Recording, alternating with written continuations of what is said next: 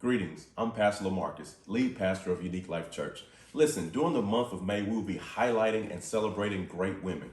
We will talk about their impact in the Bible and in Christianity. Proverbs 31 verses 10 and following speaks of the virtuous woman, this great woman. And I love the word here that is translated virtuous because the meaning is so deep. It means an excellent woman, a complete woman, a faithful woman.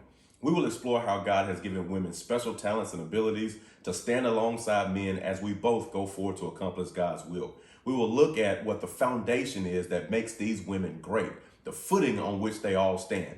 It's their faith. It's great women walking in great faith. These women trusted God. They believed in Jesus, even when the culture and structure that often suppressed them and their voice tried to hold them down. They stood on their faith. Women like Sarah, who became the mother of nations and was promised that kings would come from her. Like Deborah, who was a prophetess and a judge who helped deliver the children of Israel.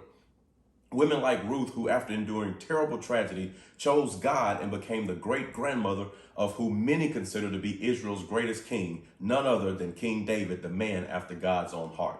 Women like Esther, who despite being in a foreign land, rose to be queen, and while facing death and destruction, stood firm, going to the king to save her people from destruction. Women like Mary, the mother of Jesus, who endured incredible difficulty and scrutiny to bring forth the Savior of the world. When she was told of this at such a young age, she responded in faith by saying, "I am the Lord's servant." The New Testament helps to inform us of how Jesus viewed women and their importance to him. While others were looking down on women, Jesus elevated them. He went out of his way to visit the Samaritan woman who became an evangelist to a whole community with the message to come see a man. Could this be the Messiah? He backed the men off the woman with the alabaster box, proclaiming that what she has done is a beautiful act. She was preparing him for his burial, and he proclaimed that what she did will be remembered when the gospel is preached. Jesus elevated women. You remember the woman with the issue of blood who in great faith pressed her way to get to Jesus? She came to Jesus as a woman with an issue, but she left as a daughter who had been made whole. Jesus elevates women. We see the value Jesus places on women, the impact great women has had on in his kingdom. In fact, it was a woman who preached what could be considered the greatest message post-resurrection when Mary Magdalene ran from the tomb to proclaim to the disciples, "He's alive."